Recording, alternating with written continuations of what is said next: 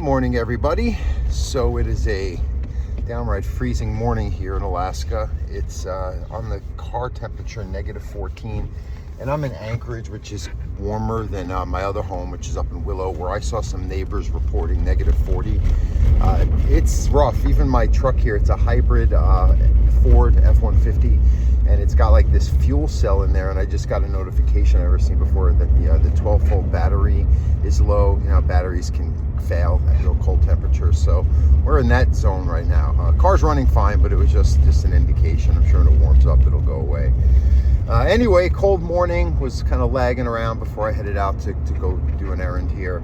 And I was just thinking about, and yes, I do scroll through social media like most of us, not as much as more than I should.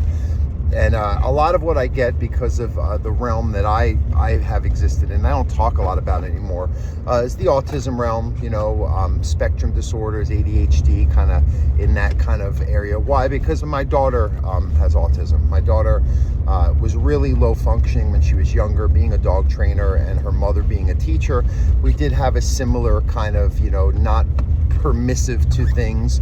It wasn't her fault for being autistic, but we also realized that for her to be able to function in the world, it's really going to serve her better if we stretched out, as Dr. Temple Grandin always talks about, their comfort levels of things that they can tolerate, usually sensory and social type of interactions in real life. So, noises and all this. And for example, like when she was probably 3, we went to, all types of therapists and doctors. And one of them had recommended putting earphones on her, which actually you can see a lot of these sadly very low functioning young autistic adults are still doing that because they have no. Now, again, please, before I go any further, it is a spectrum disorder. There are levels. There are people who are so much more autistic than my daughter, and I'll talk about my own experience, could ever be, where I don't think no matter what you do in terms of what I'm saying worked, I think you might improve, but it's not going to get to the level of functionality or being functional in life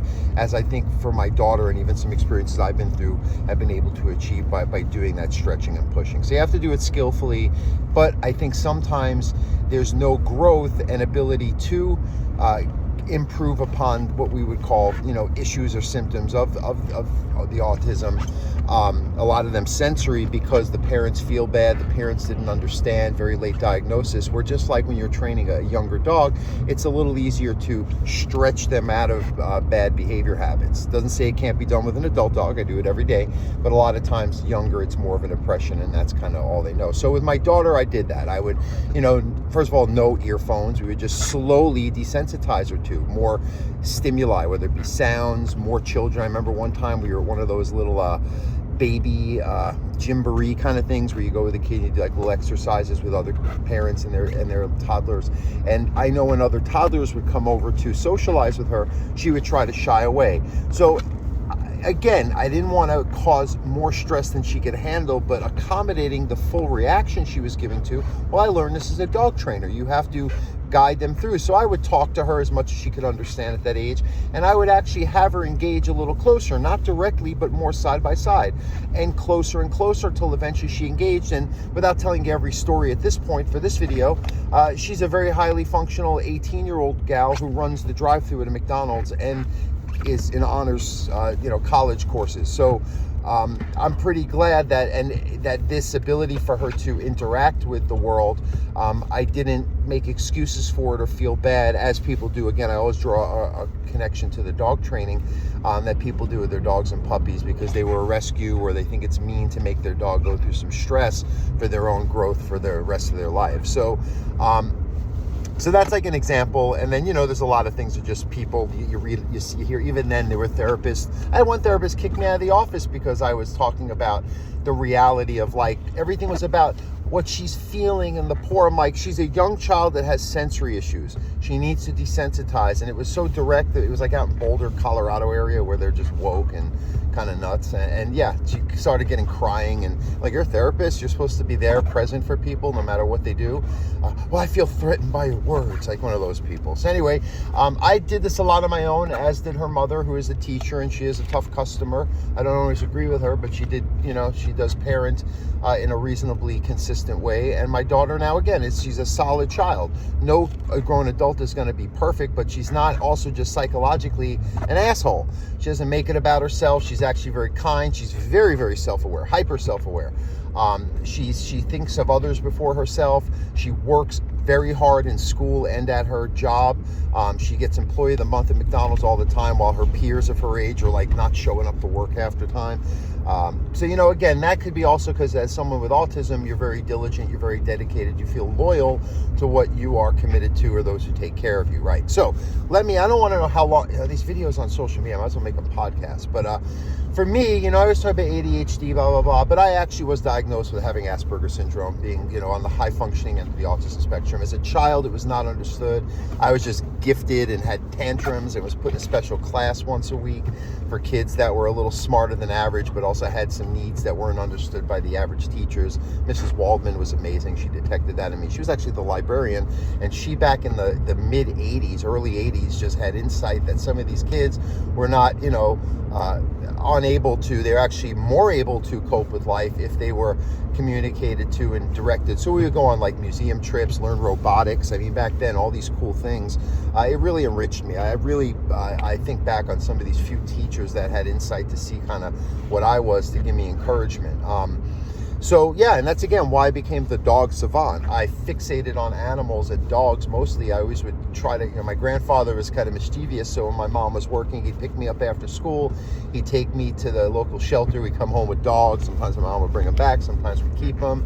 I had, hundreds of hamsters that we were, they would just keep breeding. And my mom did encourage it, and I just loved animals. I was like, Kid Doolittle, if you will.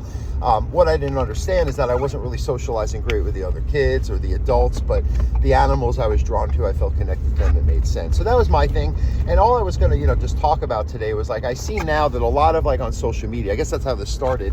On social media, a lot of people are sensationalizing their spectrum disorders and ADHD. And it's like, again, there's levels of it. A lot of them are high functioning. A lot of them are doing it in a very narcissistic way where they're, making it about themselves. And some of the young females are making it about their bodies when they're supposed to be talking about something, psychological and sensory based.